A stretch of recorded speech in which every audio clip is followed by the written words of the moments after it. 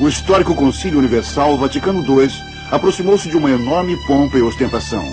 Considerado um dos mais importantes concílios na história da Igreja Católica, o Vaticano II produziu 16 documentos destinados a modernizar o papel da Igreja nas questões do mundo. A bênção final é para a congregação e para o mundo. Eta in pace. Vão em paz. Com essas palavras, o Papa Paulo VI fechou o segundo concílio do Vaticano. As pessoas pouco sabiam o que estava por vir.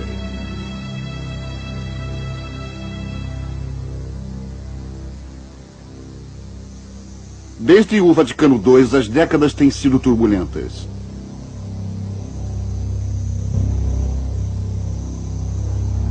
Sua história atravessa séculos, mas seu futuro é incerto.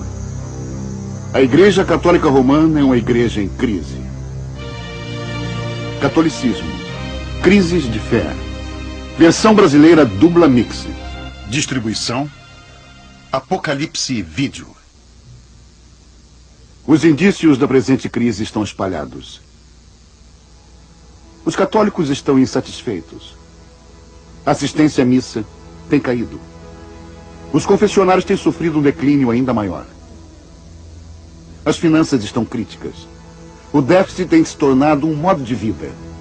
A clausura das igrejas são lugares comuns. Os padres têm pouca provisão. 1000 paróquias americanas já estão sem um padre. Um declínio de 40% está projetado pela virada do século. E a missa, que não pode ser realizada sem um padre, está ameaçada. Disputas internas estão sacudindo a igreja. Teólogos, padres e até bispos estão se tornando cada vez mais francos. Uma página inteira recentemente foi inserida no New York Times pedindo reforma na Igreja Católica. Ela foi assinada e paga por aproximadamente 4.500 ministros católicos e leigos. O Papa levantou a seguinte nota de desafio: ou detenham a dissensão pública ou enfrentem as medidas disciplinares. 1 em cada 7 americanos católicos natos tem deixado a igreja. Só 100 mil hispânicos estão deixando a igreja todo ano. Muitos para ligarem-se a igrejas mais pessoais. Qual é a causa da atual crise? Alguns acham que o segundo concílio do Vaticano foi muito longe e desestabilizou a igreja. Outros responsabilizam Roma por resistir à modernização e tentar viver no passado. Uma outra causa sempre citada é o Humanae Vitae, o documento papal mais controverso dos tempos modernos, o qual proíbe o uso de qualquer meio artificial de controle da natalidade. Amplamente ignorado, o Humanae Vitae enfraqueceu a credibilidade da Igreja Católica e tem levado os católicos a questionarem outras doutrinas. Certamente estas preocupações são válidas, mas é possível que o problema real esteja embutido nas doutrinas da própria fé católico-romana. Esta é a igreja de Santo Inácio. Ela é adjacente à Universidade de São Francisco. Eu estudei aqui durante meus anos de treinamento no seminário. Meu nome é Bob Bush. Fui ordenado aqui em 1966. Há 21 anos, apresentei minha carta de exoneração. Eu sou Mary Caus. Depois de 22 anos como uma freira franciscana, eu tive, de certa forma, a mesma experiência do nosso fundador Francisco de Assis. Eu me vi fora de cadência com a minha própria ordem. Mas Deus me mostrou que meu caminho seria somente o Evangelho de Jesus Cristo. Meu nome é Irmã Vilma Marie. Pelo menos assim eu era chamada, como uma irmã de caridade. Minha crise da fé começou na comunhão. O padre segurou a hóstia à minha frente e disse: o corpo de Cristo. Antes que eu pudesse dizer a esperada resposta, amém, um pensamento passou pela minha mente. Realmente é isso? Isto deu início a uma série de acontecimentos que levaram ao meu relacionamento pessoal com o Senhor Jesus Cristo. Meu nome é Frank Eberhardt. Eu estudei aqui no seminário de São José, em Kingston, Nova Jersey, para preparar-me para o sacerdócio. Enquanto eu estava aqui me preparando, uma paroquiana aproximou-se e me fez uma pergunta. Quantas missas precisavam ser feitas para que seu marido entrasse no céu? Bem, isto me fez iniciar uma investigação na doutrina do purgatório. Com base nesta investigação, eu percebi que esta doutrina não condizia com a Escritura e então eu tive que pesquisá-la mais profundamente. E encontrei a doutrina da segurança eterna, a forma como alguém sabe que tem a vida eterna quando morrer. Bom, eu completei 4 anos aqui. E diante desta graduação, eu decidi não prosseguir com a ordenação na Ordem de São Vicente de Paulo. Estes e milhares de outros como eles estão reexaminando sua fé católico-romana. A missa, os mandamentos, o papel de Maria e até o caminho para o céu. Como as doutrinas da Igreja Católica Romana se comparam realmente às Escrituras Sagradas? A missa.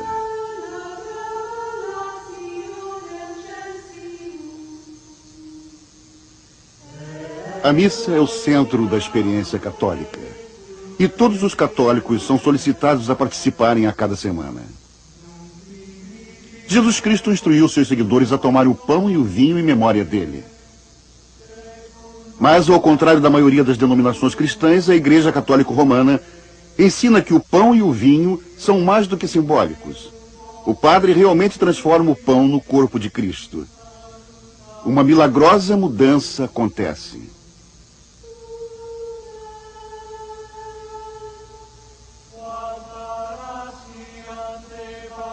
Tomem deles todos e comam. Este é o meu corpo, que será entregue por vós. A doutrina católica ensina que a hóstia não é mais o pão, mas realmente o corpo de Cristo e deve ser cultuado e idolatrado como divino. Sempre tive a curiosidade de saber sobre isto, porque como um padre você apresenta o pão e diz, isto é o meu corpo.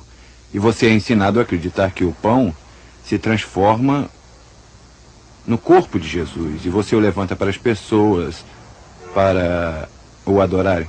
Você faz isso com o cálice também. Mas na minha mente eu sempre pensei, não consigo ver nenhuma mudança e será que eu realmente tenho poder para fazer isto? Isto cheira como pão, parece com pão, tem gosto de pão, mas a substância é realmente o corpo de Jesus?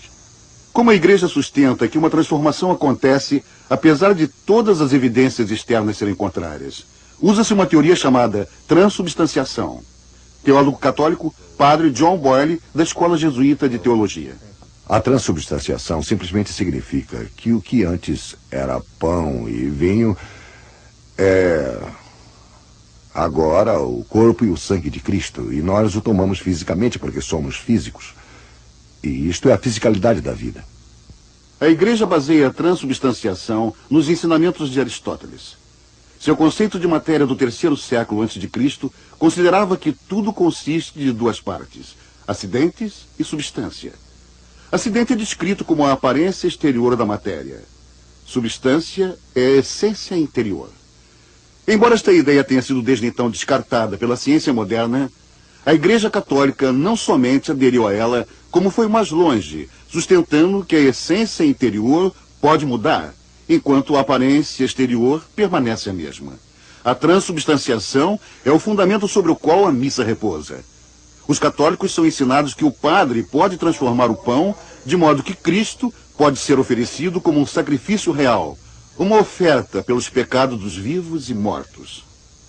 Este é o verdadeiro sacrifício da missa, que o corpo e o sangue de Cristo estejam sendo realmente sacrificados exatamente lá no altar, em vez de uma simples ação de reviver algo que aconteceu há milhares de anos. Este é o Cordeiro de Deus que tira os pecados do mundo. Bem-aventurados que são chamados a esta mesa. Senhor, eu não sou digno de te receber, mas diga somente uma palavra e minha alma será salva. A Eucaristia é um sacrifício real? Um católico diria que a Eucaristia é o sacrifício de Jesus no Calvário, que não é um sacrifício diferente do que Jesus fez no Calvário. É o mesmo sacrifício. Essa agora vai diretamente contra a Escritura, porque em Hebreus 10:18 diz que onde há remissão destes não há mais oferta pelo pecado, entende? Não há mais oferta. O padre católico Richard Tilson é o autor de 8 livros sobre a fé católica, incluindo Cristianismo Católico e uma introdução à fé dos católicos. Nós perguntamos a ele por que a Igreja Católica procura continuar o sacrifício de Jesus na missa. A Eucaristia, para um católico, é uma interpretação essencialmente mística. Aqui há o que nós chamamos de tempo real. Então, há o que João chama de a hora.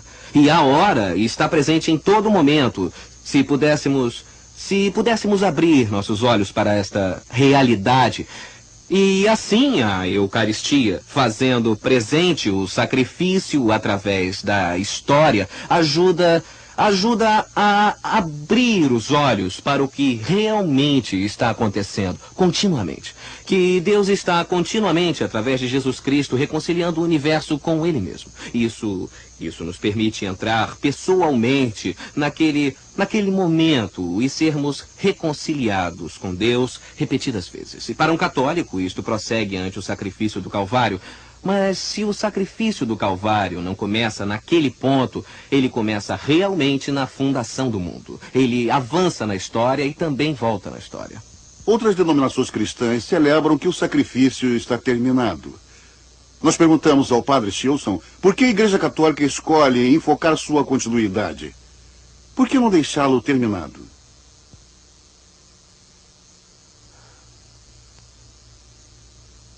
Eu não sei se posso responder. Me desculpe. Eu sei que é uma real controvérsia entre protestantes e católicos, mas eu não sei se posso responder a isso melhor do que eu já tentei responder. O padre católico realmente não pode explicar como aquela obra consumada de Cristo na cruz permanece ainda hoje na missa. Na verdade, o que acontece é um ato místico de transubstanciação, no qual Cristo vem voluntariamente do céu às ordens e chamado do nosso Padre. Quando ele levanta a hóstia sobre a cabeça, então ele voluntariamente se torna um sacrifício de novo. Não há nada na Escritura Sagrada que diga que Cristo sequer já sonhou em fazer isto. A Escritura diz que Cristo, com uma só oferta, tem aperfeiçoado para sempre os que estão sendo santificados, e isto inclui só uma oferta para a nossa salvação. A Igreja Católica Romana ensina que a missa é um sacrifício propiciatório, e o que significa que ela aplaca a ira de Deus. Isso realmente afasta o pecado. Entretanto, a Escritura é muito clara sobre o fato de que há somente um sacrifício propiciatório, isto é, o que o nosso Salvador fez na cruz. Por esta razão, em João 19:30, Cristo disse: está consumado. E quando algo está consumado, está consumado. Quando está feito, está feito.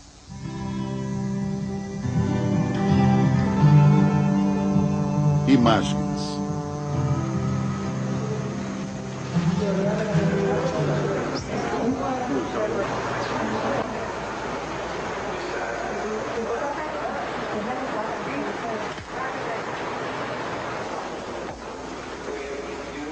O único aspecto da devoção católica é a veneração a santos e o uso de objetos sagrados como imagens. Ex-freira de caridade cristã, Dorinda Antônio. No convento, nós tínhamos uma lista completa de santos que usávamos para várias situações. Se perdíamos alguma coisa, orávamos para Santo Antônio. Se tivéssemos um caso sem esperança na família, talvez um parente que fosse bêbado ou algo desse tipo, orávamos a São Judas. Isso em casos sem esperança. Nós orávamos para São Geraldo se houvesse uma mulher grávida em nossa família que precisasse de assistência. São Blaise, se tivéssemos uma inflamação na garganta. Rezávamos para São Cristóvão para viajar, claro, nós lembramos dele.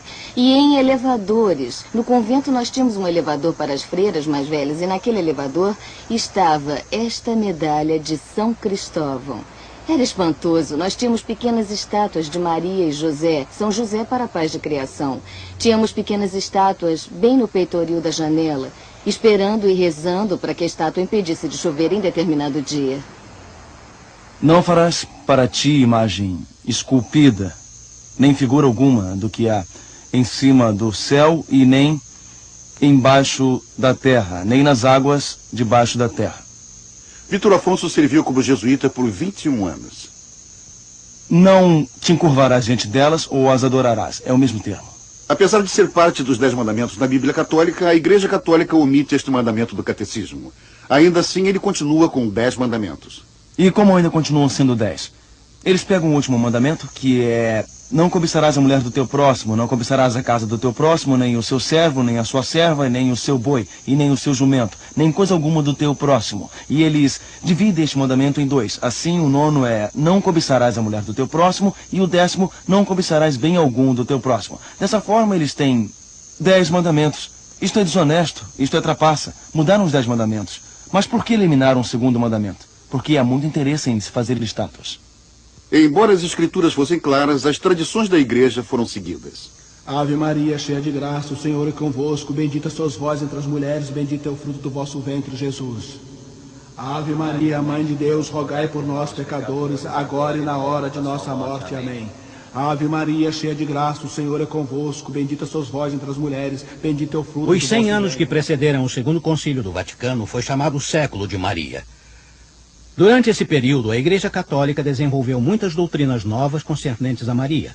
Nunca na Igreja Católica se tinha visto tal coisa. Mais importante foi a proclamação da Imaculada Conceição por parte do Papa Pio IX, publicada em 1854. Muitos católicos não entendem a doutrina da Imaculada Conceição.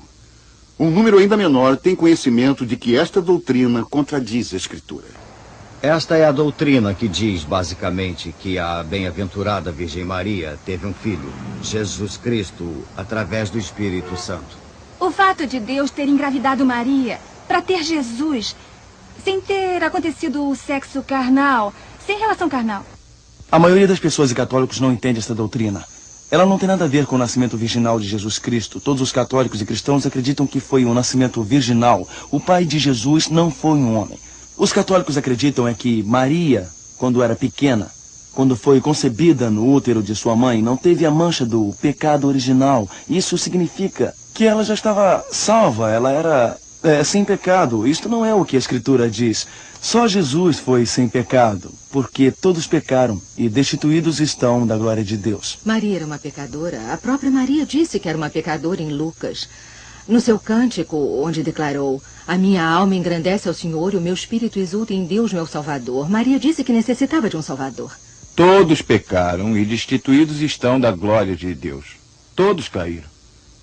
Todavia, a Igreja Católica determinou que Maria foi concebida sem pecado. A proclamação do Papa de que Maria nunca pecou levantou outras questões. Se, como a Bíblia diz, o salário do pecado é a morte, e Maria nunca pecou, ela já morreu algum dia? Se ela morreu, seu corpo se decompôs no túmulo? Todos queriam saber, mas as Escrituras e a tradição católica silenciaram.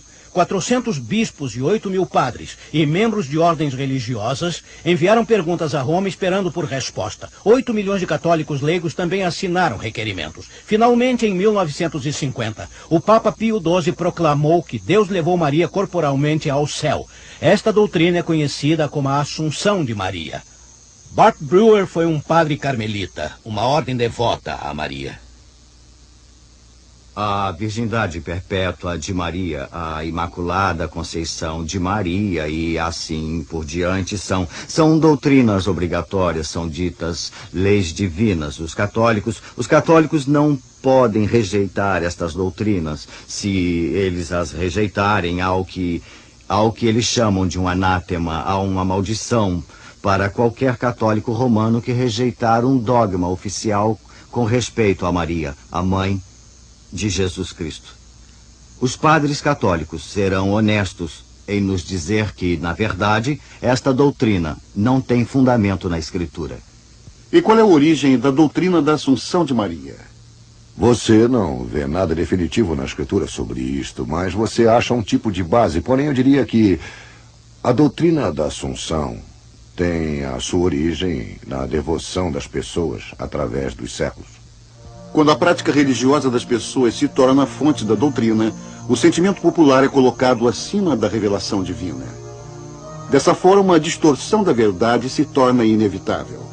Os relatos bíblicos acerca de Maria apresentam-na como uma humilde e fiel serva de Deus. Porém, a tradição católica confundiu a posição dela com a própria posição de Cristo. Foi afirmado que Maria apareceu a muitos no papel incaracterístico de se promover. Em 1917, ela apareceu em Fátima. Lá ela anunciou: Deus deseja estabelecer no mundo a devoção ao meu coração imaculado. Meu coração imaculado será vosso refúgio e o caminho de levá-los a Deus. Este santuário ao Imaculado Coração de Maria foi recentemente erigido em Santa Clara, Califórnia, para promover a devoção ao Imaculado Coração de Maria. Eu sinto, sempre que tenho um problema pelo qual estou rezando, que se falar com Maria, ela terá mais compaixão de mim. E ela pode entender meus motivos se eu sentir que fiz algo de errado. Melhor do que Jesus ou Deus. Você sabe, ela é uma espécie de mediadora. Este anúncio é do Catholic Standard e Times. Ele não tem dito não a ela em 2000 anos. O que você teria para ela pedir a ele? Se me permitir uma opinião um pouco pessoal, eu creio que como eu disse, um dos problemas ocidentais da cultura do mundo é o problema da patriarquia. O cristianismo e o judaísmo são religiões fortemente patriarcais. Uma das belezas do catolicismo está na sabedoria que concedeu a figura de Maria para balançar a hierarquia masculina de Deus, o Pai, Jesus, o Filho e o Espírito Santo, o qual tem sido também masculino na tradição cristã. Eu acredito que, de alguma forma misteriosa, a figura de Maria, que procede do Novo Testamento, que procede da sábia literatura do Velho Testamento, a qual é parte das Escrituras Sagradas, mas não necessariamente parte da Bíblia protestante, equilibra e dá uma dimensão feminina a Deus que está faltando num cristianismo puramente bíblico. A Igreja Católica declara que Maria é a mediadora de toda a graça. Este é o Catecismo de Baltimore, uma doutrina de unidade básica na Igreja Católica, uma das quais eu aprendi e fui instruído no seminário. O quadro mostra Cristo ainda na cruz como cabeça da igreja, e o seu lado está jorrando sangue. Este sangue está jorrando em direção ao primeiro sacramento, chamado a Eucaristia. E da Eucaristia é dispensado o perdão do pecado, o recebimento de Jesus Cristo pessoalmente dentro das vidas dos católicos romanos. E a partir desse sacramento, o sangue continua seu fluxo através das mãos de Maria. Maria é a dispensadora final de toda graça no catolicismo romano. E nós temos retratados 7 sacramentos. Dizem que cada um deles dispensa graça às pessoas. Este quadro realmente me angustia. Que estas pessoas tenham que passar pela igreja e por Maria para receberem a graça que Cristo conseguiu no Calvário é tão contrária à doutrina bíblica, está simplesmente errado. A igreja que está tornando a graça de Cristo menos acessível, não mais acessível às pessoas. Cristo é o mediador entre o homem e Deus. Assim temos aqui o exemplo de alguém na Escritura, Maria, que foi uma pessoa muito bonita e um modelo de vida cristã na sua caminhada de fé com o Senhor, a qual fica distorcida dentro de uma tradição, uma definição dogmática que contradiz a Escritura. Salvação católica. De acordo com a Igreja Católica, Deus criou Adão e Eva com uma vida divina em suas almas chamada graça. Esta graça foi perdida quando eles desobedeceram a Deus no jardim do Éden e os portões do céu se fecharam.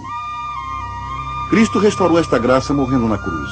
Novamente os portões do céu se abriram. Cristo fez sua parte. Agora o homem deve cooperar fazendo a dele. Qual é a parte do homem? Fundamental para suas muitas responsabilidades em ativar a salvação são os 7 sacramentos. Cada sacramento proporciona uma bênção diferente. O batismo é o primeiro sacramento recebido. Ele limpa todo o pecado, traz renascimento à vida de graça e torna a criança um membro da Igreja Católica Romana. Os pais são responsáveis por levar o recém-nascido a ser batizado o mais rápido possível.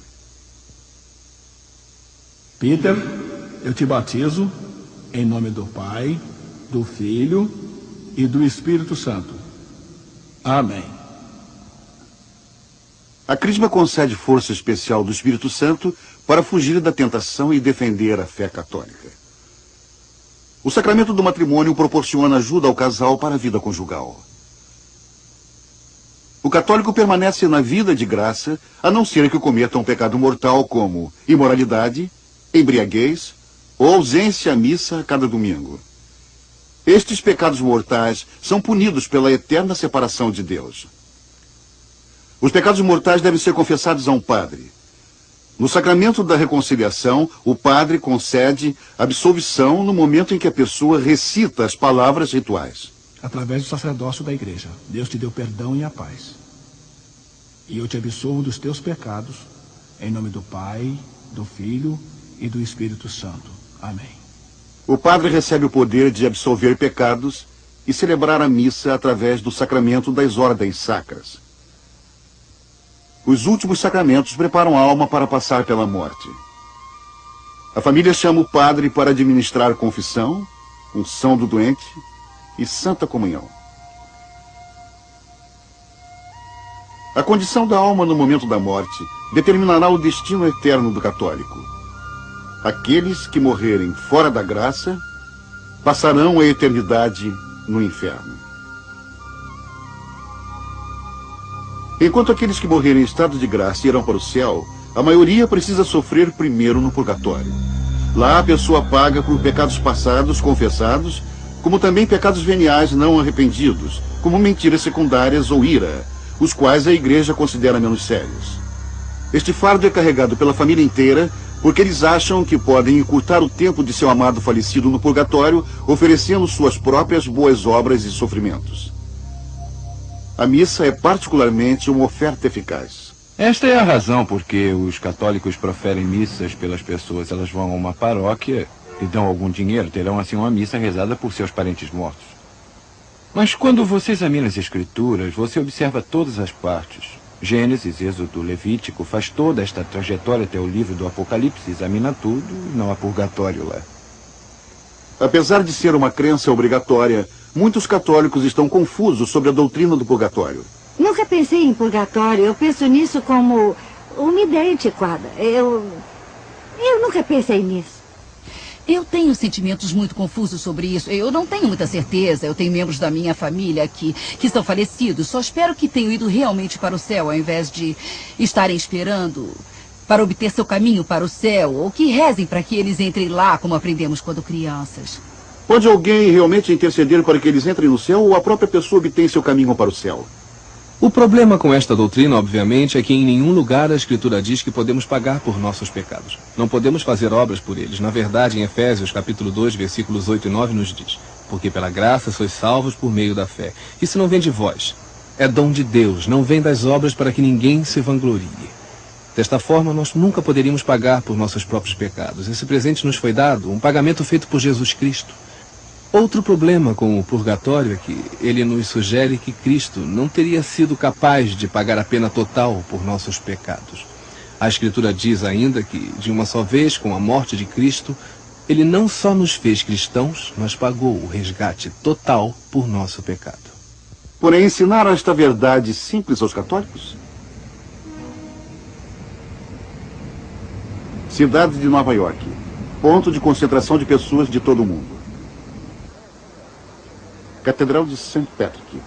Perguntamos aos católicos o que eles achavam que deviam fazer para ir ao céu. Como você espera ir para o céu? Tentando viver uma vida limpa e decente, eu acho. Bom, é só você ser um bom católico e ser bom um com o outro. Fazer o melhor. Eu espero assim chegar lá. Você obedece aos 10 mandamentos, eu acho, e tem uma chance bem razoável. Você não pode falhar com os 10 mandamentos. Seguindo minha consciência e acreditando em Deus e fazendo bem. Tratando as pessoas corretamente, sendo agradável com todos. Ir a Cristo é ir a Maria. Assim como mulher, você tem que seguir o caminho de Maria para ir a Cristo. Eu não sei. Sabendo me conduzir. Faça o bem, vá à confissão, vá à igreja e trate seu próximo o melhor que puder. Eu vou aos sacramentos todo final de semana, a cada domingo. O padre católico William J. Cogan proveu um bom resumo do caminho católico para o céu no seu livro Um Catecismo para Adultos. Pergunta: o que é necessário para ser salvo?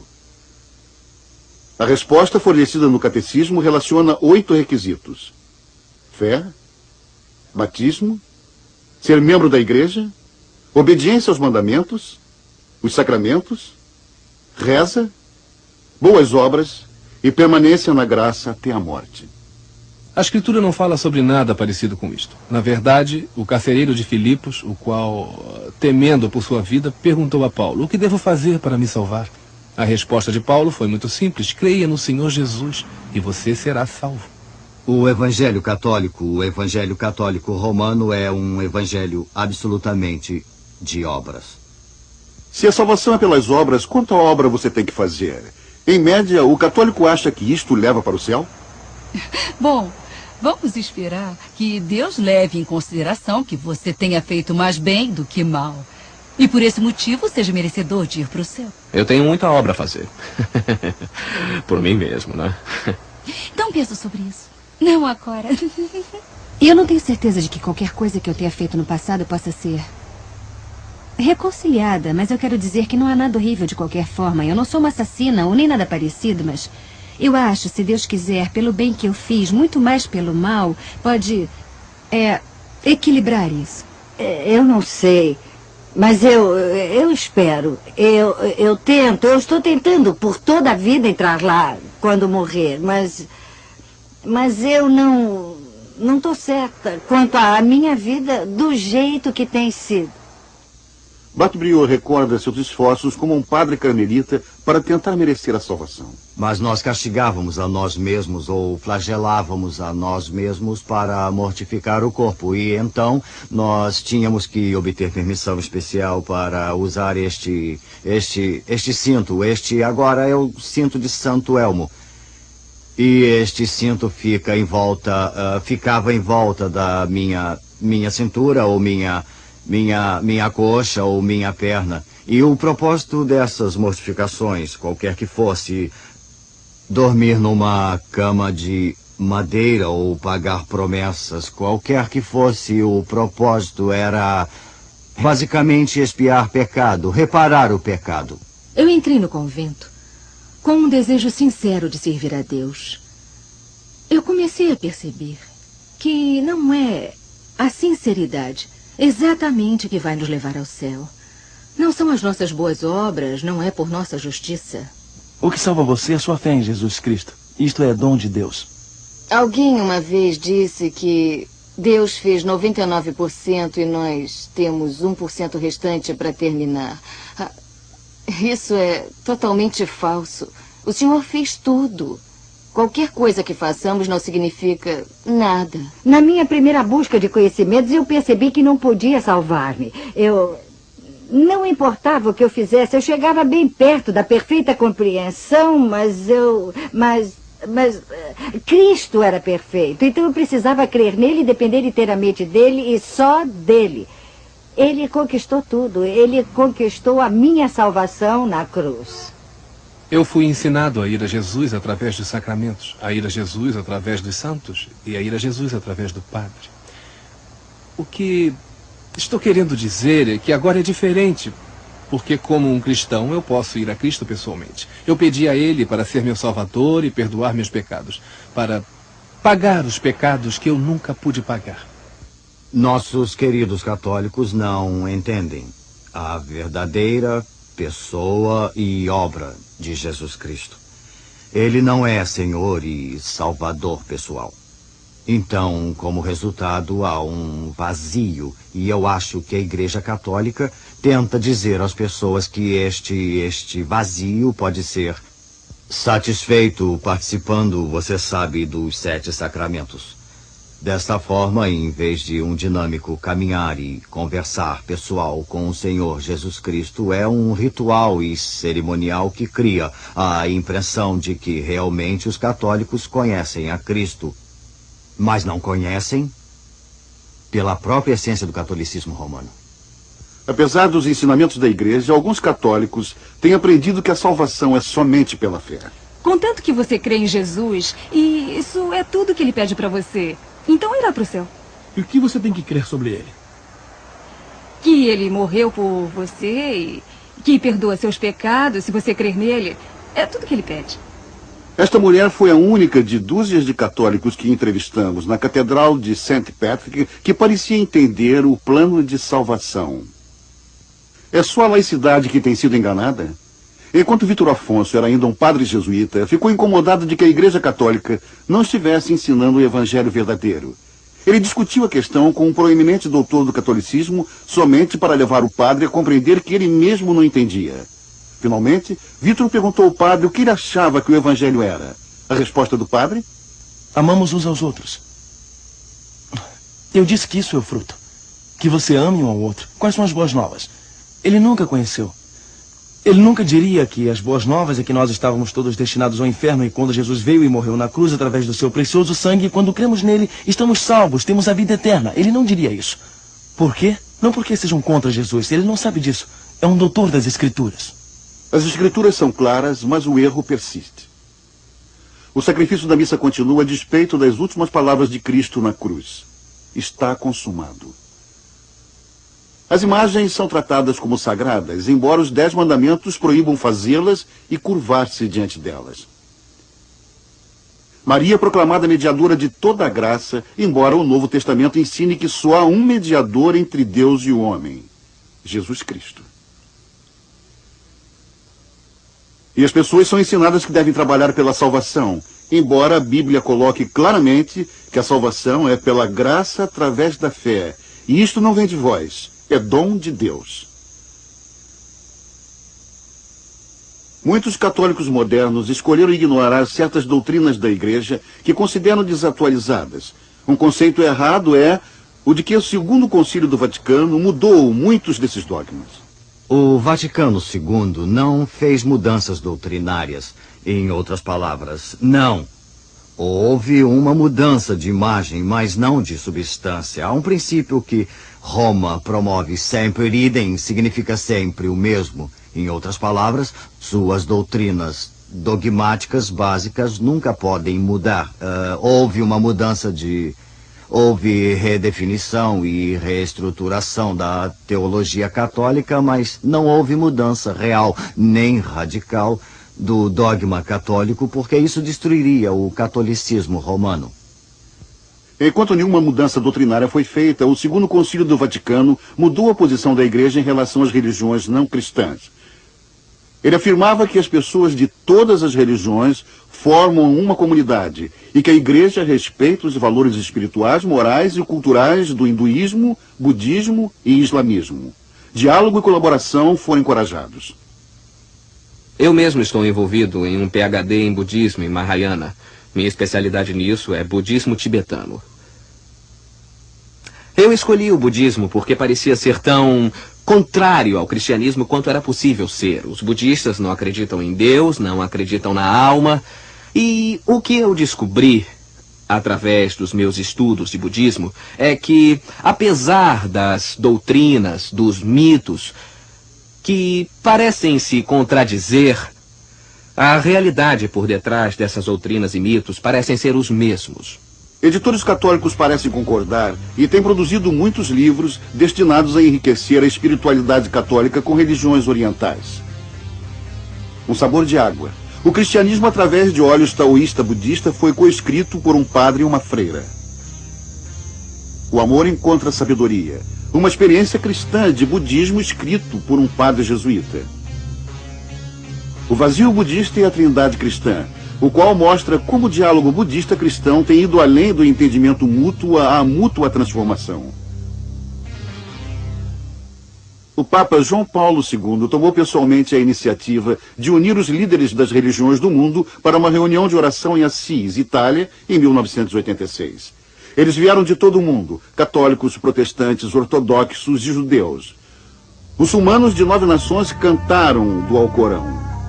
O budismo de Dalai Lama, tradicionalmente considerado como uma divindade viva, cantado ritmicamente. Grandes homens americanos da medicina, invocados como grande espírito. Animistas da África, hindus, zoroastristas. Nós ficamos lado a lado pedindo a Deus que nos dê paz. Com este convite do Papa, 160 líderes das religiões do mundo se uniram em petição a Deus. Enquanto a tolerância com as culturas dos outros é louvável, esta reunião tratou todas as religiões como igualmente válidas. Um endosso sem precedente na história do cristianismo. O que dizem as Escrituras? Há somente uma pessoa que tira os nossos pecados, meus pecados e seus pecados. Há só uma pessoa que faz isso, e é Jesus. Buda não fez isso. As religiões hindus não fizeram isso com Shiva. Confúcio não fez isso. Ninguém fez. A religião muçulmana não faz isso. Eles não têm um Salvador que tira os pecados do mundo. Eles não têm. Por isso a Escritura diz que só há um caminho. Por que o catolicismo desviou-se do catolicismo bíblico? Porque elevou a tradição, a doutrina da igreja, a posição das Escrituras e até acima dela. O Novo Testamento descreve o cristianismo como uma fé que foi proferida de uma vez por todas através de Cristo e dos apóstolos. Mas o catolicismo continuou a adicionar novas doutrinas à fé católica a partir das tradições dos homens. A crença de que a natureza do pão muda na missa não tinha sido acrescentada à doutrina oficial até o Quarto Concílio Lateranense em 1215. Foi a primeira vez que a Igreja sancionou a teoria da transubstanciação. O purgatório foi declarado doutrina em 1274. A Imaculada Conceição, em 1854. A infalibilidade do Papa, em 1870. A Assunção de Maria, 1950. E a Declaração de Religiões Não Cristãs, em 28 de outubro de 1965. O Segundo Concílio do Vaticano deixou claro que a Igreja Católica continuará confiando na tradição. Não é somente da Sagrada Escritura que a Igreja tira sua certeza sobre tudo que foi revelado. Ambas, a Sagrada Tradição e a Sagrada Escritura, devem ser aceitas e veneradas com o mesmo senso de lealdade e reverência. Eu tive um problema com isto, especialmente quando comecei a ler a Escritura sozinho. Eu pude ver a Escritura dizendo uma coisa e a tradição dizendo outra, e isto me causou problemas novamente. Você pode chamar de uma crise, onde eu tive um momento difícil aceitando o que a Igreja dizia, quando eu podia ver claramente Cristo dizendo algo diferente. A Igreja Católica afirma que não há conflito, não há problema. Mas há muitos conflitos e há muitos problemas. Há muitos exemplos disto, de doutrinas definidas infalivelmente e dogmas que realmente contradizem o que já está na Escritura. Alemanha, 1521. O conflito entre a Escritura e a tradição foi o coração da reforma durante a Idade Média.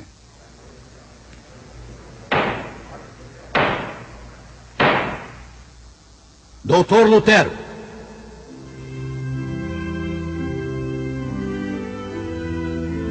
Ontem o senhor admitiu que estes escritos eram seus. O senhor nos dirá agora, persiste no que está escrito aqui ou está preparado para retratar estes escritos e as crenças que eles contêm? Eu peço perdão se falto com as maneiras que convém a esta corte. Eu não fui criado em palácios de reis, porém no isolamento de um convento. Me foi pedido para retratar esses escritos. Críticas protestantes? Não exatamente. Os líderes da reforma eram todos padres católicos e teólogos. O teólogo católico John Wycliffe foi um dos primeiros. Seus problemas começaram quando ele começou a ensinar que a Bíblia é a única fonte de verdade. Roma o silenciou. 44 anos após a sua morte, eles exumaram seus ossos e os queimaram por causa de seu desvio da autoridade romana. Em 1415, o padre católico e teólogo da Universidade de Praga, John Huss, foi queimado no poste. Seu crime? Ele também fez das Santas Escrituras sua única regra no tocante à religião e fé.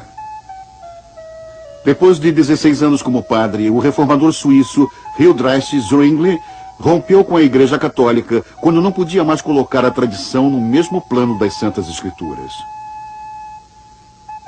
João Calvino estava estudando para o sacerdócio quando experimentou uma conversão espiritual. Ele deixou a igreja logo depois. Martinho Lutero era um padre agostiniano e professor de teologia da Universidade Católica de Wittenberg. Ele não concordou com os representantes do Papa de venderem perdão do purgatório para financiar a construção da Basílica de São Pedro. Lutero fez uma lista de 95 razões por que isto era errado e pregou na porta da igreja de Wittenberg. Os escritos de Lutero ajudaram a constituir os 3 princípios orientadores do pedido de reforma do século XVI. Número 1, A Bíblia é a única fonte de verdade autorizada para a salvação. Número 2. O homem é salvo por Deus somente através da fé. Número 3. Todo cristão tem acesso direto a Deus somente através de Jesus Cristo. Quando ordenado a retratar-se, Lutero respondeu: minha consciência está cativa à palavra de Deus. Sua vida escapou por um triz. Estes homens foram todos católicos leais, cujas tentativas de reformar sua igreja e voltar ao cristianismo bíblico defrontaram-se com forte oposição de seus superiores.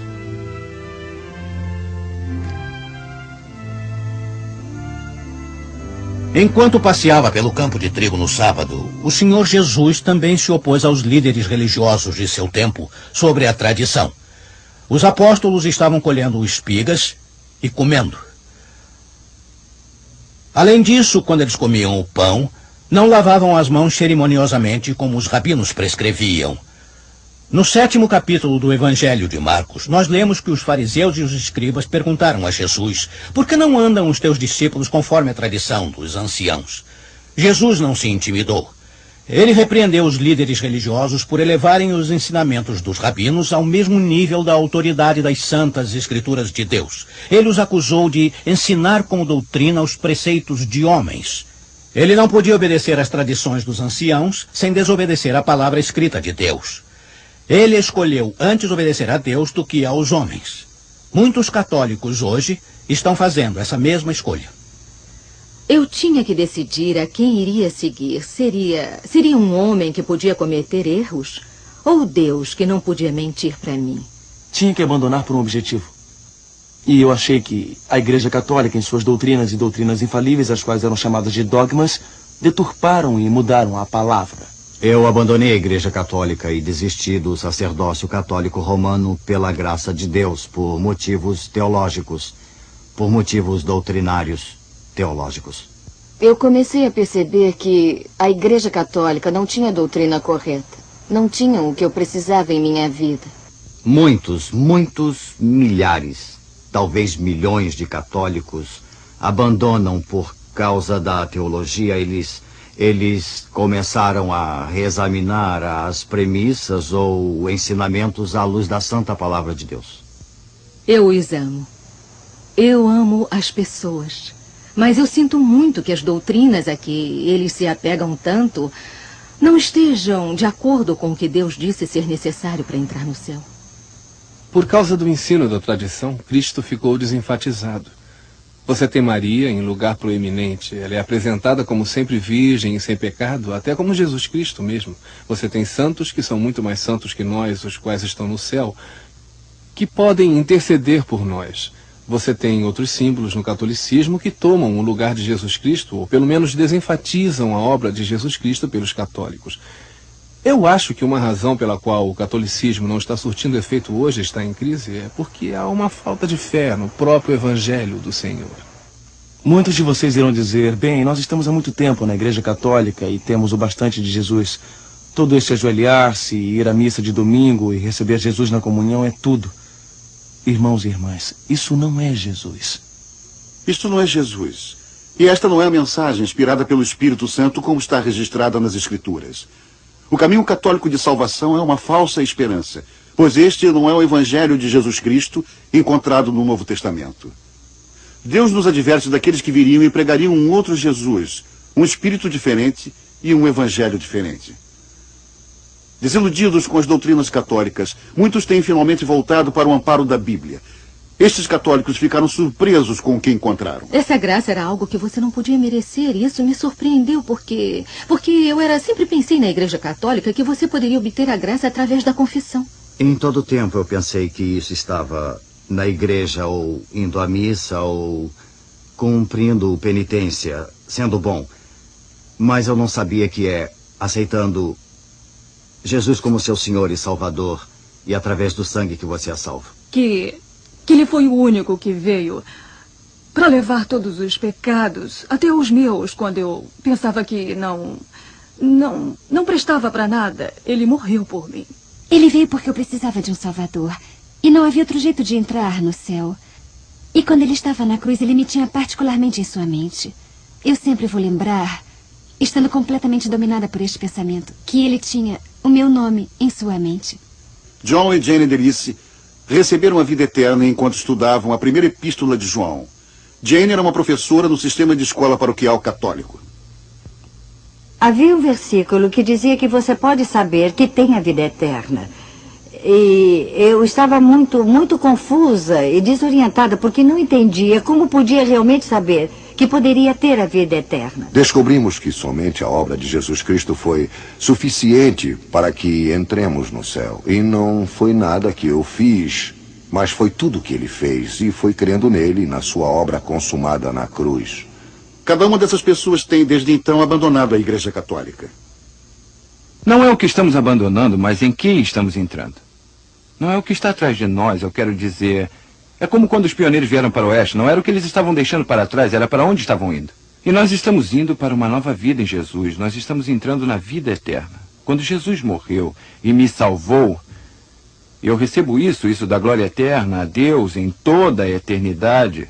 Eu louvarei a Deus por toda a eternidade por ter me salvado. O Senhor Jesus Cristo é tudo para mim. Como eu posso? Ele é tudo. Minha salvação. E quando eu penso nele, eu só consigo me ver caída a seus pés e também sendo levada a querer correr em sua direção. É como se ficasse separado por um longo tempo de um amigo.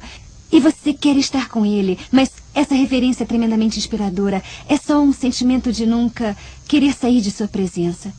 Onde quer que ele vá, eu quero estar. Eu não posso viver sem ele. A Romana é uma igreja em crise. Catolicismo, uma fé em crise. Versão brasileira, Audio News, Rio. Estabeleceram diferentes causas para a crise. Mas será que o problema real não estaria entremeado nas mesmas doutrinas da Igreja Católica? Meu nome é José Borras. Sou ex-religioso das escolas pias na cidade de Albacete. Sabendo que alguns protestantes estavam distribuindo propaganda em minha paróquia, decidi rebater suas doutrinas com o estudo do Novo Testamento. Um ano depois, eu deixei a Igreja Católica para seguir ao Senhor, como ele ensina no Novo Testamento. Me chamo Rócio Pestana Segovia. Nasci em Madrid, Espanha. Durante 9 anos vivi como freira num convento do Sagrado Coração de Jesus de religiosas caristas de Canta la Piedra, Salamanca. Lembro que tínhamos no centro do convento, no claustro, um poço no qual eu gostava de me sentar, orar, falar com o Senhor e pedir que me desse dessa água espiritual, da qual ele falou à mulher samaritana e lhe dizia: dá-me de beber, dá-me de beber. Eu tentava buscar essa água por mim mesma, através de práticas religiosas, o cumprimento dos sacramentos, de todas as ordenanças da Igreja Católica e do convento. Mas não me sentia satisfeita. Não saciava minha sede. Finalmente tive que sair do convento. E depois de 7 anos, encontrei a salvação e o perdão de meus pecados em Jesus Cristo, fonte de água viva. Eu sou Miguel Carvajal Dias. Estudei neste convento vários anos para me preparar para ser padre franciscano. Tinha grandes inquietações, a necessidade muito grande de buscar a Deus, de ter uma resposta sobre os dogmas, mas não encontrava. Mas, graças a Deus, houve alguém que me falou do Evangelho e eu finalmente recebi o Senhor Jesus Cristo como meu Salvador pessoal. Saí daqui e agora estou pregando o Evangelho do Senhor Jesus Cristo. Meu nome é Maria del Pilar Solis Dias. Este foi o meu lar durante muitos anos. Para ser exata, 19 anos, que pertencia à Congregação de Filhas de Maria Imaculada de Guadalupe. Eu entrei para a vida religiosa, querendo conhecer e servir ao Senhor em tempo integral. No ano em que fiz meu voto perpétuo, comecei a ficar doente de ataques epiléticos. Recorri a muitos médicos e também fiz oração aos santos e à Virgem de Guadalupe, mas sem nenhum resultado. Não recebi a saúde. Saí da vida religiosa, doente, e um amigo meu me recomendou ir para uma comunidade cristã. E lá eu escutei pela primeira vez que só em Jesus Cristo temos a salvação. Que só nele temos a sanidade. Esses, e muito mais como eles, voltaram a examinar sua fé católica romana. Os mandamentos, o papel de Maria, a missa e até mesmo o caminho para ir para o céu. Como se comparam as doutrinas da Igreja Católica Romana com as da Sagrada Escritura? As imagens.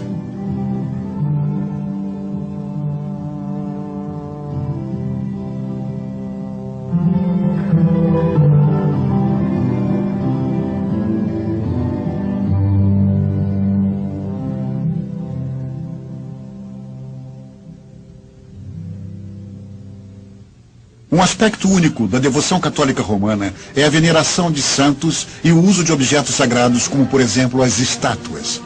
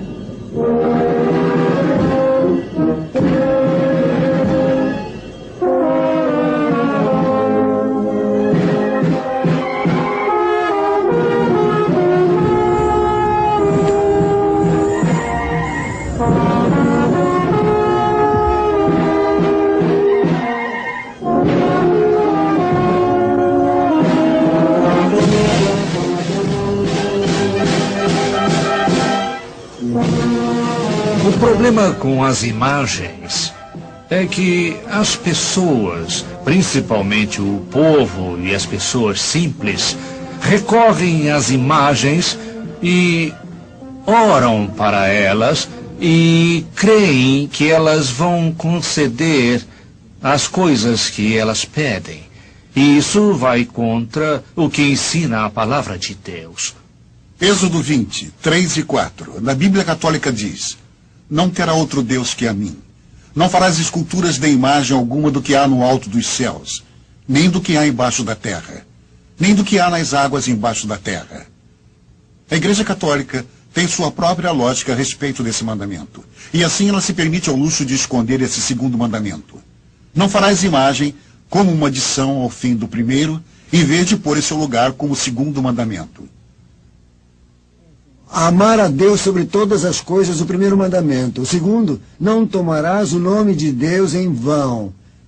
E assim por diante. Mas não se fala, não farás imagem, nem semelhança, nem nada do que há nos céus, nem na terra, nem embaixo da terra. E como falta um mandamento, então o último o dividem em dois. A Igreja Romana diz: não cobiçarás a mulher do próximo, o 9. O 10º, não cobiçarás nada que seja do próximo. E tudo isso está na palavra de Deus no 10º. Miguel Ángel Tiscar foi ordenado sacerdote na Catedral de Toledo, Espanha. E por que omitiram o segundo mandamento? E através de peregrinações e de santuários e de virgens e de santos e de imagens, tentam camuflar a coisa do dinheiro. Mas afinal de contas, é dinheiro, dinheiro e dinheiro. E repito, é a palavra de Deus a que diz: o amor ao dinheiro é a causa de todos os males. Ainda que esteja claro que diz a Escritura, seguem as tradições da Igreja.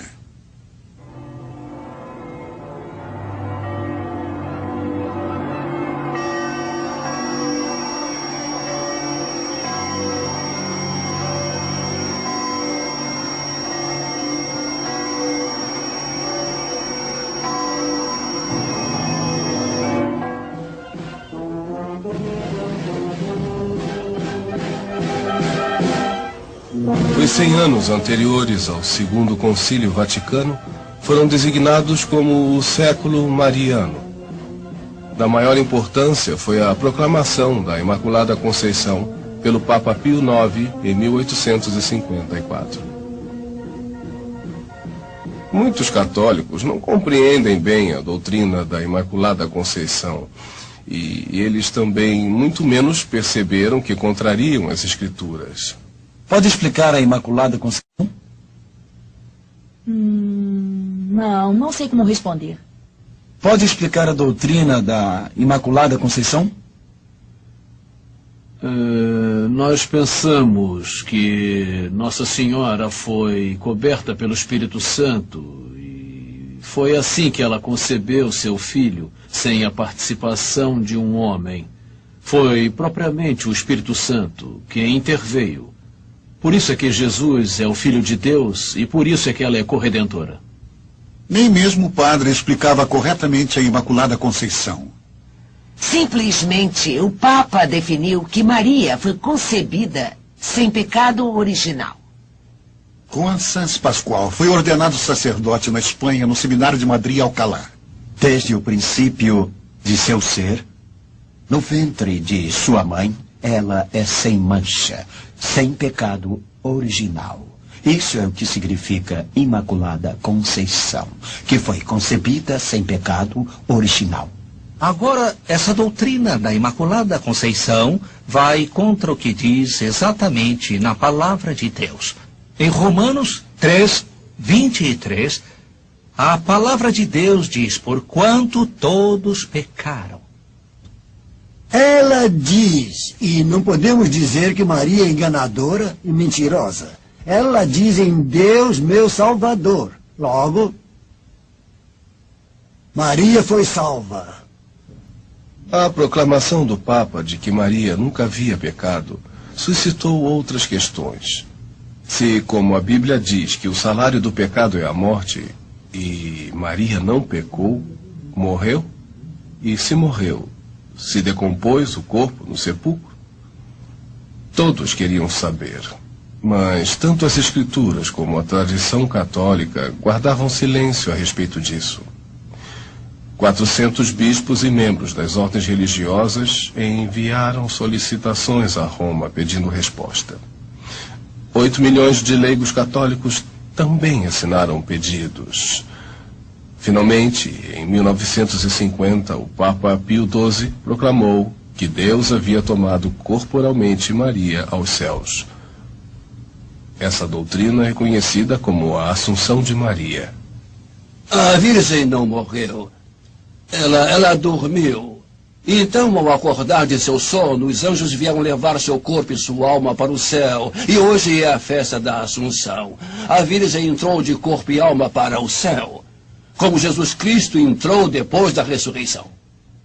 E qual é a fonte da doutrina da Assunção de Maria? A Assunção de Maria vem através da doutrina da Igreja como através dos papas. Foi evoluindo. A doutrina da Ascensão de Maria, a Igreja Católica Romana. Bem, se baseia em falsas tradições? Também. Não na Palavra de Deus. Na Imaculada Conceição, a virgindade perpétua de Maria e a ascensão de Maria aos céus são não leis eclesiásticas, e sim dogmas, e como tais têm que ser cridas por todas as pessoas que quiserem ser consideradas como boas católicas e permanecer dentro da Igreja Católica. Quando as práticas religiosas do povo chegam a ser a fonte da doutrina, o sentimento popular é elevado à categoria de revelação divina. E com isso se faz a inevitável distorção da verdade. Os relatos bíblicos de Maria a apresentam como uma serva humilde e fiel a Deus. Mas a tradição católica confundiu sua posição com a do próprio Cristo. Se alega que apareceu com um papel muito pouco característico de promover sua própria glória. Em 1917, apareceu em Fátima e lá anunciou: Deus quer estabelecer no mundo a devoção a meu imaculado coração. Meu imaculado coração será vosso refúgio e o caminho para conduzir-vos a Deus. Nós temos fé nas imagens. Para mim, sim. É como se Deus, por exemplo, a Virgem de Guadalupe é a Virgem Maria é mãe de Jesus. E para mim, é Deus. Eu digo que me lembro mais vezes dos momentos que passo com a Virgem que de Jesus, que também, para mim, é importante, mas não sei, acho que recorro mais a ela. A Igreja Católica declara que Maria é a mediadora de todas as graças. Por Jesus e por Maria é muito fácil. Maria é o caminho mais fácil para se chegar a Deus. Maria é como uma escada. Então subimos por essa escada. Jesus e Maria são essa escada. A teologia católica, apoiada nessas considerações, é como chama a Virgem a onipotência intercedente. Quer dizer, ela é que obtém tudo o que pedem. Porque a Virgem é uma intercessora nossa. Como você, que pode ter um intermediário para ir a uma pessoa superior a você, por exemplo, ter um amigo que conheça essa pessoa, este amigo poderá levá-lo até ela. Assim a Virgem intercede por nós. Você a vê com suas mãozinhas juntas, é porque ela sempre está em atitude de oração. E ora por nós, ela intercede por nós, é nossa intercessora. Isso é um verdadeiro absurdo. O Senhor não necessita alavanca de ninguém, absolutamente. Não tem que se mover, basta que diga, faça-se e as coisas são feitas. Repito, o apóstolo Paulo disse que só há um mediador, Cristo. Se Cristo é o mediador, bem, então não há mais mediadores do que ele. E como ele é o onipotente, e em todas as partes está como Deus, Deus nos ouve e vamos a ele com a confiança de quem vai ao Todo-Poderoso. Esse é o grande erro do marianismo, ou da doutrina de Maria, que se põe a Maria, a mãe de Jesus, no mesmo lugar que Jesus Cristo. O papel que Nossa Senhora cumpre na Igreja Católica em todo o mundo, não só na Guatemala, é de corredentora. Quer dizer, ela, junto com Jesus, ajudou na salvação da humanidade. Esse é o sentimento que existe na Guatemala e no mundo, no catolicismo. A põem como corredentora. Corredentora, já que estão pondo Maria junto ou no mesmo lugar que Jesus Cristo, ganhando para nós essa salvação. Esse é o grande erro. E Maria é um modelo para as pessoas quanto à sua obediência e sua humildade. Nada mais. A Igreja Católica pôs então Maria no lugar em que outras religiões antigas punham seus deuses.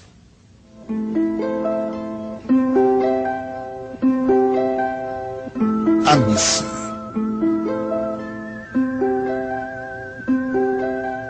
A missa é o centro da experiência católica romana e todos os católicos devem assistir semanalmente. A Igreja Católica diz que a missa é uma representação da última ceia. Aquela noite, Jesus Cristo tomou pão e vinho dizendo, isto é meu corpo e isto é meu sangue. A Igreja Romana ensina que com essas palavras se produz uma mudança milagrosa. Depois Cristo ensinou a seus discípulos, façam isso em minha memória. A resposta da Igreja Romana a esse mandamento é a missa. Quando o sacerdote católico romano pronuncia essas palavras de Cristo da última ceia, os católicos creem que se produz uma mudança no pão e no vinho que realmente se transformam no corpo e no sangue de Jesus Cristo. O catolicismo romano ensina que o milagre se realiza quando o sacerdote diz, tomai e comei todos dele, porque isto é meu corpo que será entregue por vós. A Igreja Católica ensina que a hóstia deixa de ser pão e agora é realmente o corpo de Cristo. Nós, católicos, cremos que Cristo se converte no pão e no vinho. Se transformam no corpo e no sangue de Jesus Completamente. Toda a sua alma, todo o seu corpo, toda a sua divindade se encontram num pedaço de pão. Então simplesmente tínhamos que aceitar isso, ou seja, era difícil crer, porque realmente comias e davam para provar. E diziam, antes de ser consagrada, você vai provar e se for pão, realmente terá gosto de pão. Mas depois de consagrada, quando eu ia receber a comunhão, continuava com gosto de pão. Se o pão e o vinho são transformados em corpo e sangue de Jesus, por que não muda sua aparência na consagração na missa? Usando uma combinação de teologia, filosofia e misticismo, a Igreja propôs uma teoria chamada transubstanciação, que diz que a natureza interior do pão e do vinho muda, enquanto sua aparência continua igual. A transubstanciação é o poder que o sacerdote tem de transformar o pão. É pão de trigo puríssimo que tem em suas mãos. E ele transforma pelo poder que tem, que recebeu de Jesus Cristo, de transformar a hóstia em corpo, no corpo de Cristo. E o cálice, que é o vinho de uva, torna-se sangue de nosso Senhor Jesus Cristo. Quando se diz, este é meu corpo, está se dizendo que isto que nesse momento é um pedaço de pão, um pouco de farinha cozida, diríamos, passa a ser o corpo de Jesus Cristo.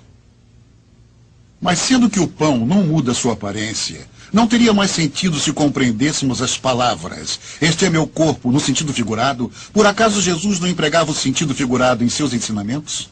Jesus disse, eu sou a videira verdadeira. E ninguém pensa literalmente que Jesus seja uma videira. Isto é, no sentido figurado, entende? Para que nós possamos entender melhor o que Jesus quer dizer. Portanto, quando Jesus diz, este é o meu corpo que por vós é entregue, simboliza que aquele pão que é partido se dá às pessoas para que o comam. Ele simboliza e representa seu corpo entregue por nós. A maioria das denominações cristãs entende o significado do pão e do vinho como símbolos. Mesmo assim, a Igreja Católica Romana ensina que se transformam literalmente no corpo e no sangue de Cristo. A Igreja diz que essa mudança é necessária para que os católicos possam receber Cristo como alimento espiritual e, por sua vez, adorá-lo porque está presente. Adoramos esse pão e esse vinho uma vez que foram consagrados, porque ali está presente o próprio Jesus Cristo. Jesus Cristo está presente em todas as partes, não está? A hóstia, o pão sem fermento, no qual eu acreditava que estava ali Jesus Cristo em corpo e sangue. E adorava, mais do que as imagens, a hóstia. Eu passava muitas horas diante do que nós chamávamos de Santíssimo, adorando a hóstia. E por que a ex-freira não adora mais assim diante do Santíssimo? Porque eu creio no Deus verdadeiro. Porque eu creio no que me diz o Senhor em sua palavra. Através de toda a palavra, diz, não faça imagens. Não obstante, a Igreja Católica ensina que o pão e o vinho devem e têm que se transformar. Não só para que Cristo possa ser recebido e adorado, mas também para ter um sacrifício visível como a natureza humana requer. Cristo é oferecido ao Pai em cada missa mediante as mãos do sacerdote. Um sacrifício literal e real pelos pecados dos vivos e dos mortos.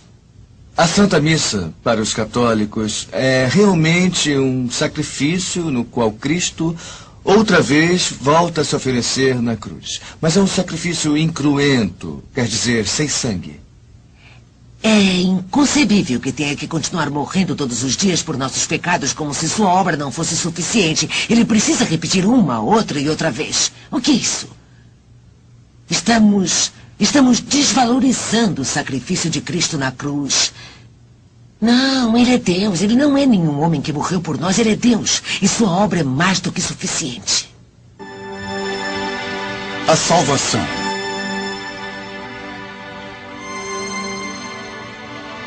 Segundo a Igreja Católica, Deus criou Adão e Eva com vida divina em suas almas, chamada graça. Essa graça foi perdida quando desobedeceram Deus no jardim do Éden e as portas do céu ficaram fechadas. Cristo restaurou essa graça ao morrer na cruz. Outra vez se abriram de par em par as portas do céu. Cristo havia feito sua parte, e agora o homem teria que cooperar fazendo a sua. Qual é a parte do homem? Da maior importância entre suas muitas responsabilidades para alcançar a salvação. Temos os 7 sacramentos. Cada sacramento provém uma bênção distinta. O batismo é o primeiro sacramento que se recebe. Limpa todos os pecados. Dá o novo nascimento, introduzindo na vida da graça e faz do menino um membro da Igreja Católica Romana. A confirmação dá uma força especial do Espírito Santo para evitar a tentação e para defender a fé católica. O sacramento do matrimônio provém ajuda ao casal para a vida de casados. O católico permanece na vida da graça a não ser que cometa um pecado mortal, como imoralidade, embriaguez ou deixar de assistir à missa todos os domingos. Esses pecados mortais são puníveis pela separação eterna de Deus. No sacramento da penitência, o sacerdote concebe a absolvição pronunciando esta fórmula: Eu te concedo o perdão e a paz pelo ministério da Igreja, e eu te absolvo de teus pecados em nome do Pai, do Filho e do Espírito Santo. Amém. Pelo sacramento da ordem, o sacerdote recebe o poder para absolver os pecados e celebrar a missa. Os últimos sacramentos preparam a alma para a passagem para a morte. A família chama o sacerdote para que administre a confissão, a extrema-unção e a santa comunhão. A condição da alma no momento da morte determinará o destino eterno do católico. Os que morrerem fora da graça passarão a eternidade no inferno. Mesmo que aqueles que morram em estado de graça irão para o céu, a maior parte deve sofrer primeiro no purgatório. Lá, a pessoa paga por seus pecados anteriores confessados e por pecados veniais não confessados.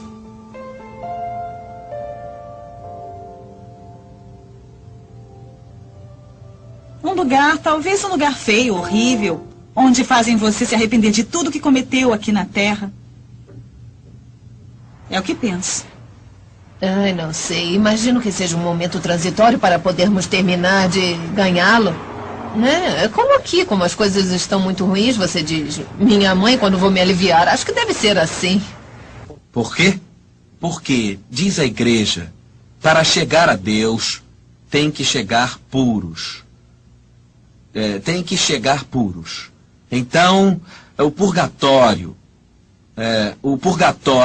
é o tempo de purificação. E perguntamos ao sacerdote: se Cristo morreu por nossos pecados, por que temos que ir ao purgatório? A Igreja, por isso, nos ensina, sabendo, como dizemos, pecadores limitados. Por isso precisamos desse passo de purificação. Eu quero ir direto para o céu. Eu não quero entrar no purgatório. Então Cristo falou de Satanás e falou do inferno, mas nunca falou de um purgatório nem de um lugar intermediário. Não, nunca. É o purgatório, uma doutrina espúria, que não tem fundamento na palavra de Deus. Mas, isso sim, a Igreja soube introduzir para fazer com as vidas, os bens e as pessoas. Porque se prendem a um sacrifício, se prendem a uma missa, se prendem a mais atividades e liturgias, pelas quais, inclusive, devem pagar dinheiro. A palavra de Deus nos diz que não pelas obras, para que ninguém se glorie, ninguém se gabe. Se fosse por boas obras a salvação, bem, eu creio que as pessoas ricas teriam mais oportunidades. Mas realmente o que nós precisamos mesmo é receber, aceitar Jesus Cristo como Salvador pessoal. Foi seu sangue que nos comprou, foi o preço infinito para a nossa salvação, para a nossa vida eterna. Mas aos católicos é ensinada esta verdade? Perguntamos aos católicos romanos em todo o mundo de língua espanhola. O que temos que fazer para nos salvarmos? O que precisa fazer para ir para o céu? Pode fazer uma lista de coisas? Bem, uma lista não, porque, bem, seria demorado. Mas fazendo coisas pelos meus semelhantes, sim, poderia conseguir. Para ir ao céu, é preciso amar ao próximo, principalmente, não é? Acho que me comportar bem, não é?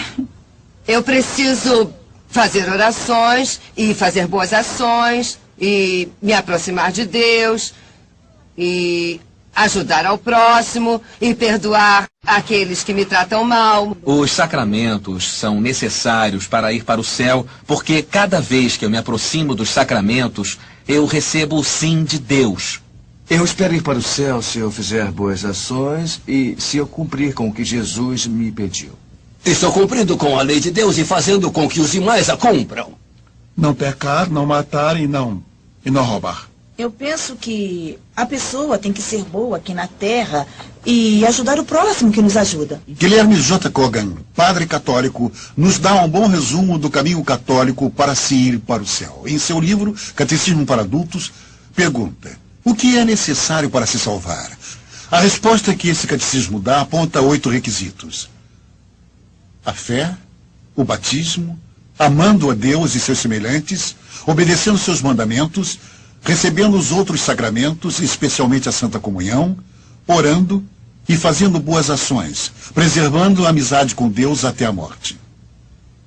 Eu queria que somente lêssemos um versículo da palavra de Deus em João, capítulo 6, versículo 47. Jesus disse: o que crê em mim tem vida eterna. Assim simples, assim fácil. Parece fácil, mas mesmo assim é muito difícil, porque temos que renunciar a todos esses conceitos humanos e religiosos para pormos exclusivamente a nossa fé em Jesus. Através de seu sacrifício, nós temos a vida eterna. Renunciar a esses conceitos religiosos e humanos se torna muito difícil aos católicos praticantes, especialmente para os membros das ordens religiosas. Uma noite, Rocio Pestaña Segovia, como uma expressão de seus votos à igreja...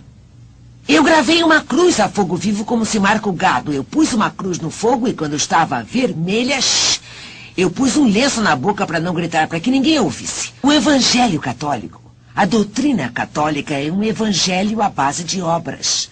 Tudo é de acordo com o que você faz. Se fizer correto, bem, se não, já era. Se a salvação é por obras, quantas obras temos que fazer? E tem certeza de que irá para o céu o católico romano normal e comum? Você acredita que conseguirá ir para o céu?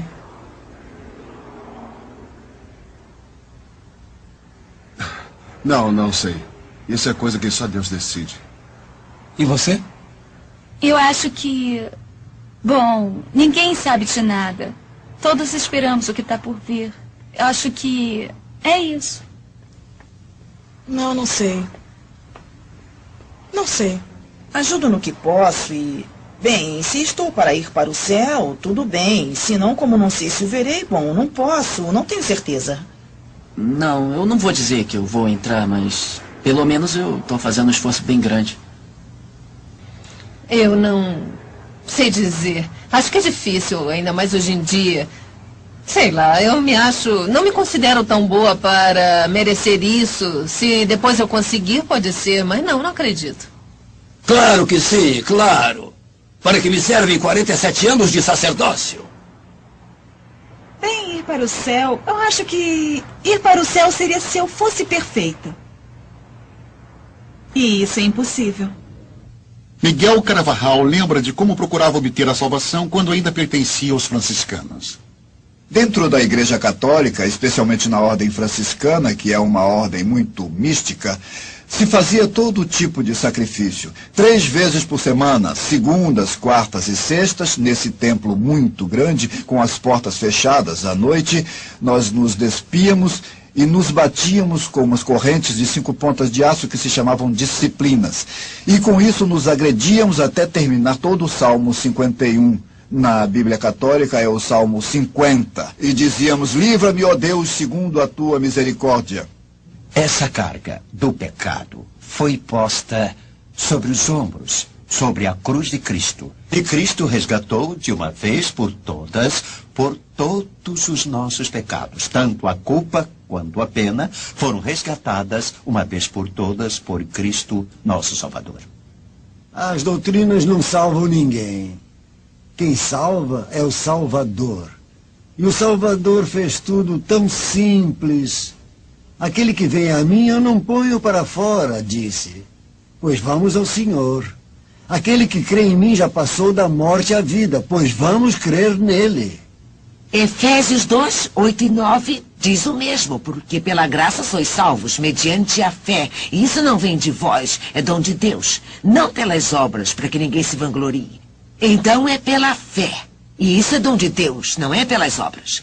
E se não é pelas obras, como pretendem na Igreja Católica se salvar somente com os sacramentos e outras coisas? Então não é por Cristo. Mas como seria importante se um católico conseguisse compreender somente esta pequena frase: Jesus morreu por nossos pecados. E se aceita esta verdade, se transfere seus pecados para Jesus Cristo e crê de todo o coração que Jesus evidentemente levou nossos pecados, pois então sua vida estaria livre desses pecados. As Escrituras são claras, mas os erros persistem. O sacrifício da missa continua celebrando-se, apesar das últimas palavras de Cristo na cruz. Consumado está. As estátuas são tratadas como coisas sagradas, apesar de os 10 mandamentos proibirem tanto de fazê-las quanto de inclinar-se diante delas e cultuá-las. Maria, proclamada como mediadora de toda a graça, apesar de o Novo Testamento ensinar que só há um mediador entre Deus e os homens: Jesus Cristo homem. E ao povo ensinam que tem que fazer obras para se salvar, apesar de as Escrituras dizerem claramente que a salvação é pela graça, pela fé, e isso não vem de vós, é dom de Deus. Muitos católicos modernos escolheram ignorar certas doutrinas da Igreja Romana porque as consideram defasadas, fora de moda.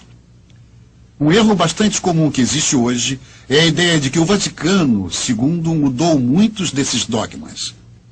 O Segundo Concílio Vaticano, que se iniciou no ano de 1962, tinha como finalidade modernizar a Igreja Católica, mas modernizar na forma exterior, na forma simplesmente na apresentação, diríamos, mas não no fundo. Várias vezes a Igreja Católica bateu o pé, não. A Igreja sempre idem, a Igreja sempre é a mesma, sempre igual e não pode mudar. Aqui é devido a essa apostasia da Igreja Católica do cristianismo bíblico. E porque ela eleva a tradição e o ensinamento da Igreja, não só ao nível das Escrituras, mas também acima delas. O Novo Testamento descreve o cristianismo como a fé que foi uma vez dada por meio de Cristo e seus apóstolos. Mas o catolicismo continuou aumentando novas doutrinas à fé católica romana, tomando-as das tradições dos homens. A crença de que a natureza do pão muda na missa não foi aumentada como dogma até o Concílio de Letrán em 1215, quando pela primeira vez a Igreja Romana oficializou a teoria da transubstanciação. O purgatório foi declarado dogma em 1274, a Imaculada Conceição em 1854, a infalibilidade papal em 1870, a Assunção de Maria em 1950. O Concílio Vaticano II deixou claro de que a Igreja Católica continuará se baseando na tradição. A Igreja não deriva somente da Sagrada Escritura sua certeza a respeito de todas as verdades reveladas. Por isso, hão de receber e venerar ambas com o mesmo espírito de piedade. Um dos professores estava escrevendo no quadro todos os anos nos quais haviam sido estabelecidos os diferentes dogmas da Igreja. E, no fim, depois que estava tudo escrito, disse: bem, o que seria da Igreja Católica se tivéssemos que anular todos estes dogmas? E ele mesmo, raciocinando, disse: eu creio que ficaríamos sem nada. Então, esse foi o primeiro impacto em minha vida. E daí começaram grandes perguntas, como, por exemplo, por que Jesus Cristo Não teria pregado o evangelho completo e deixou a tarefa para que a igreja estabelecesse dogmas e novas doutrinas. É um erro pôr a igreja acima de Cristo. Pôr a igreja acima das Escrituras. E então, venha a se cair no autoritarismo dogmático da igreja, com o qual se tiraniza o povo humilde. Alemanha. Esse conflito entre a escritura e a tradição estava no centro da reforma durante a Idade Média.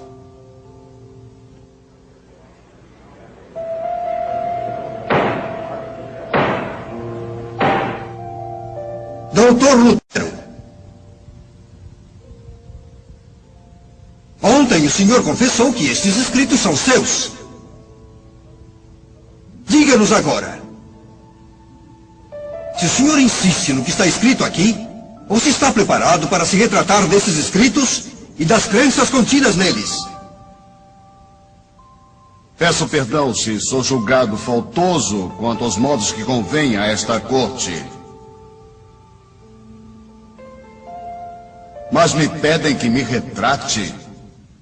Críticos protestantes? Não exatamente. Os líderes da reforma eram todos sacerdotes e teólogos católicos. O teólogo católico Juan Wycliffe foi um dos primeiros.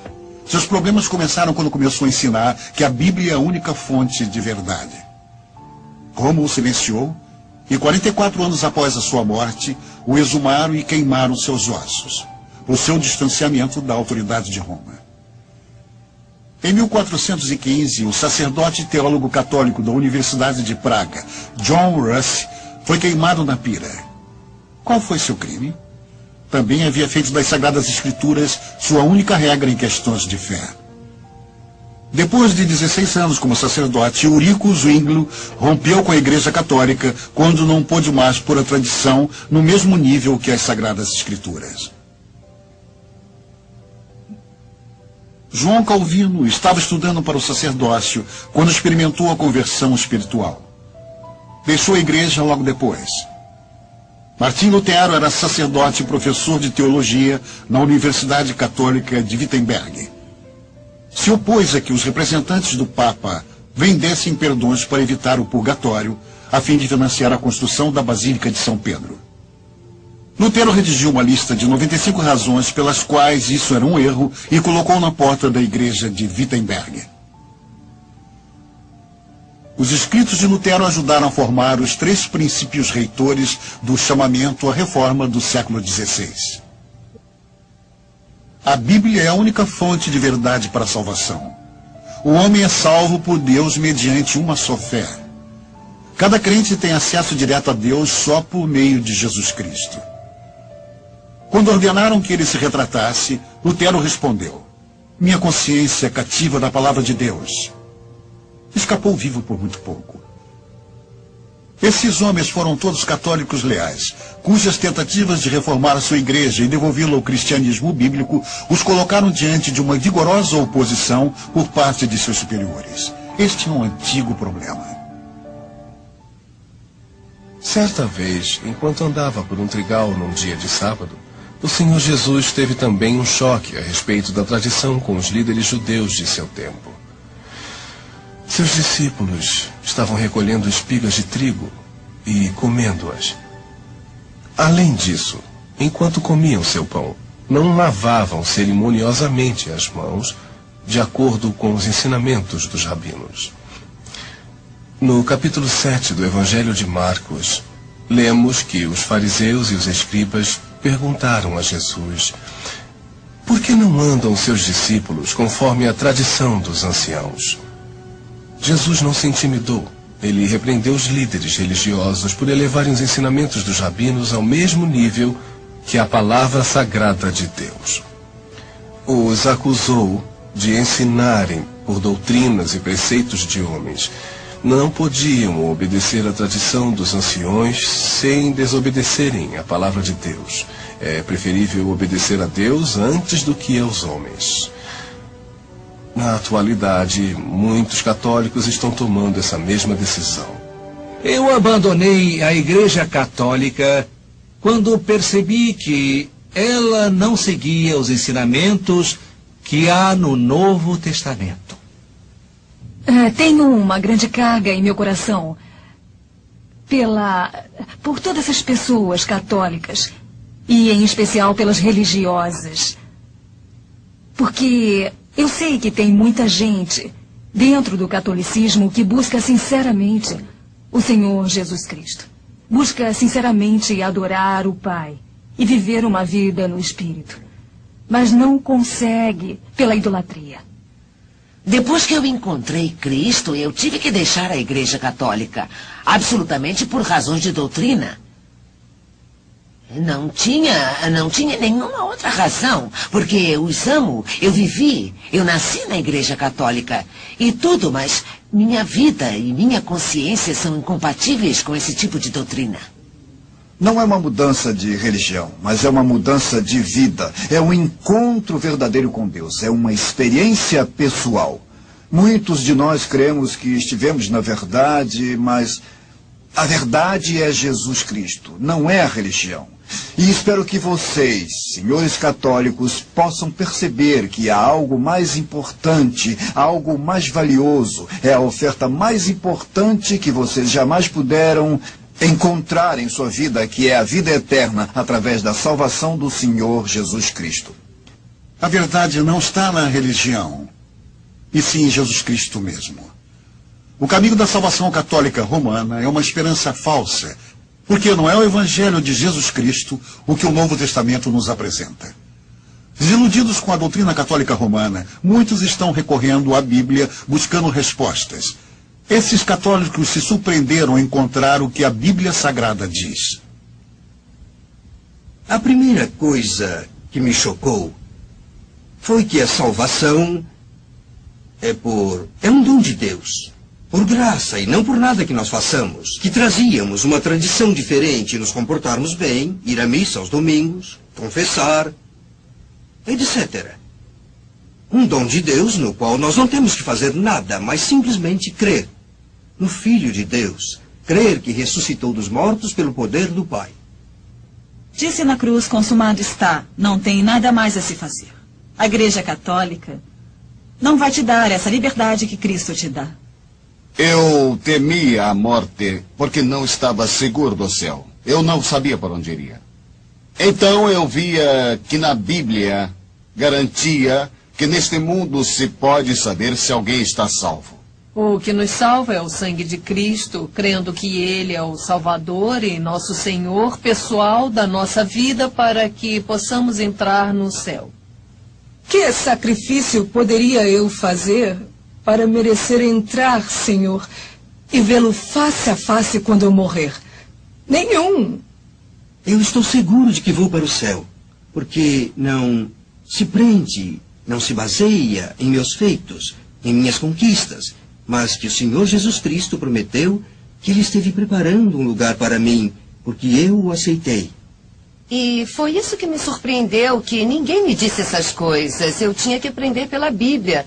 E me doeu, porque eu pensei que os padres ou as pessoas da igreja, é um dever deles ensinar-nos o caminho. E eles não me ensinaram como chegar ao céu. Cada uma dessas pessoas deixou a Igreja Católica. Mas não é muito o que deixaram, mas e muito mais o que encontraram no Senhor Jesus Cristo. Ou seja, antes, quando eu era católica e vivia de tradições e de coisas, eu pensava na morte como algo horrível. Eu não queria morrer nunca. Tinha temor, tinha medo, mas agora não. Agora vai ser um dia de festa quando eu for lá para cima.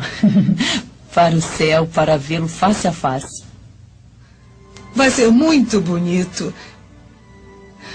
Eu vou me pôr de joelhos, fisicamente de joelhos, e vou agradecer a Ele.